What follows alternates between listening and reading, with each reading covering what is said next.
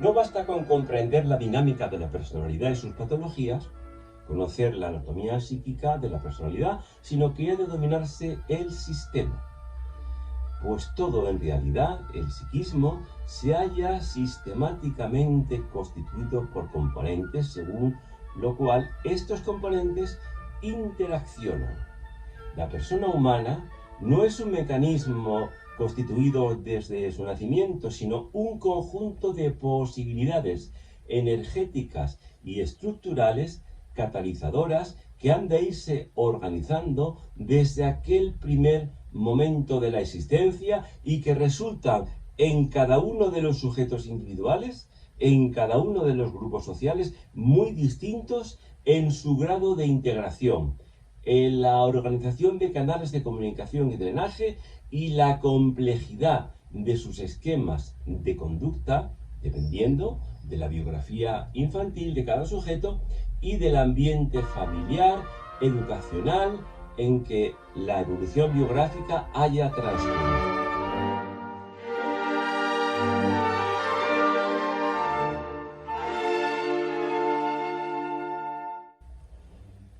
Por eso no basta con liberar impulsos reprimidos, ya que a veces no lo están tanto como se cree, sino muchas veces están solamente desintegrados del resto de la personalidad.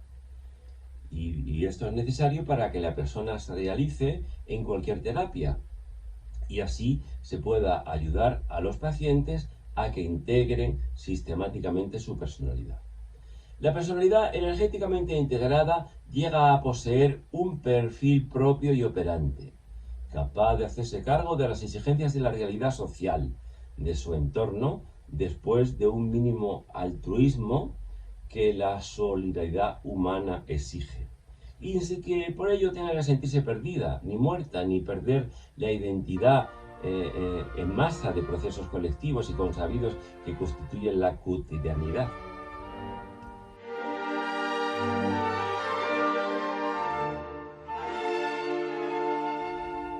Para realizarse, ha de tener primero la persona una disponibilidad elástica de sus pulsiones, de sus afectos y de sus esquemas de ideación. Tampoco puede estar sojuzgado por unos pensamientos rígidos. Por eso no basta, sino que hay que abrirse a la realidad objetiva y total por un lado, y hay que poder modular el propio fluir de los afectos, no dejándoles interferir en la visión de la realidad. Por otro lado, para que la actuación se halle en consonancia con las exigencias objetivas de ésta.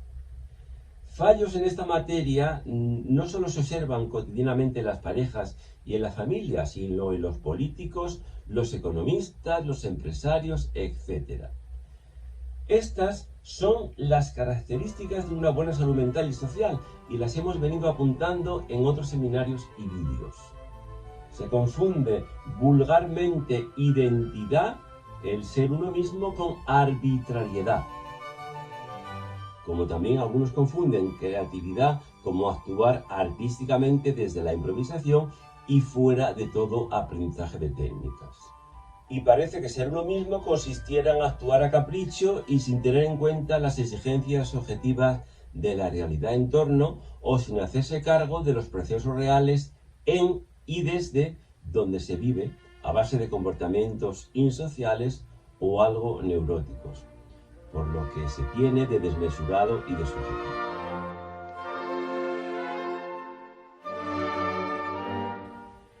Por información entendemos todo lo que se capta inconsciente y consciente, afectiva e intelectualmente por sí mismo o por transmisión ajena acerca de la realidad y que nos afecta y de otros puntos de referencia cultural que pueden servir para encuadrarla. Ya se comprende que esta captación pueden darse toda clase de distorsiones y de falsificaciones de las notificaciones que la realidad transmita y emite, incluso en grado de distorsión.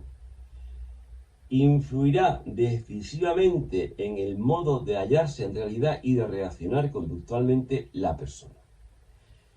El disfrute de la realidad no ha de tener connotaciones simplemente lúdicas y hedónicas, sino que significa la capacidad de apreciar los valores de la realidad que en sí presenta y de beneficiarse de ellos. Precisamente quien actúa así disfruta de lo real y no necesita diversiones ni organizarse consumísticamente el disfrute. Todo puede gratificarle y, por supuesto, ni siquiera las contrariedades o los problemas de la realidad que la realidad le puede plantear pueden eclipsar los demás aspectos positivos y gratificantes que la realidad le ofrece. La tendencia a ensombrecer la vivencia de lo real continuamente a causa de las contrariedades que ésta siempre conlleva ya es índice de neuroticismo. Y entonces se puede decir que el sujeto está personalmente realizado cuando posee una identidad asumida. Se ha hecho cargo de recibir e integrar información objetiva, es libre de expresarse y de actuar por sí mismo y de su propia identidad, pero en armonía dialéctica con lo real. Es capaz de disfrutarlo y aún a pesar de sus contradicciones, y puede amar y ser amado.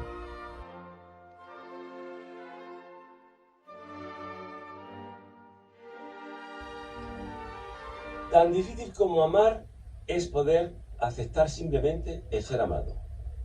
Y para amar y ser amado, sin posesividades, sadismos, ni destrucciones o dependencias masoquistas, o invasiones de componentes desintegrados y proyectados en el otro, etc., ha de estar la personalidad bastante bien integrada.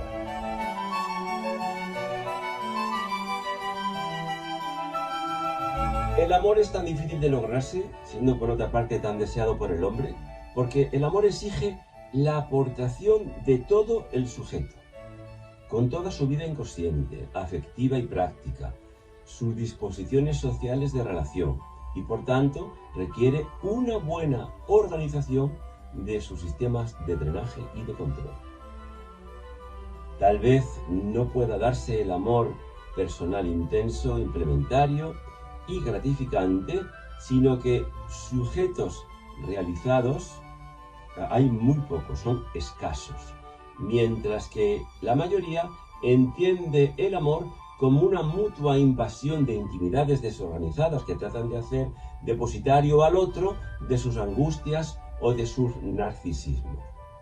Por eso es también tan difícil aceptar el ser amado, porque se vivencia como una herida narcisista o como una invasión posesiva o una vinculación comprometedora. Mientras que otra relación que no suponga esta intimidad personal no es amar y ser amado.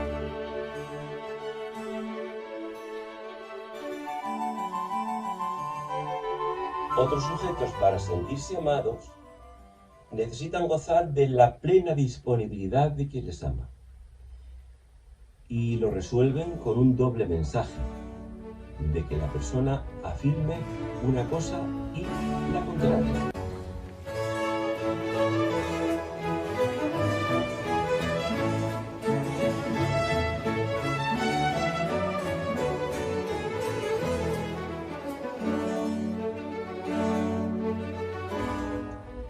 En la especie humana se da la tremenda paradoja de que las cosas más humanas pueden exigir de los sujetos una genuinidad y una disponibilidad característicamente humana, pero muy difícil de lograrse, y resultan ser las menos frecuentes y las más difíciles de conseguir.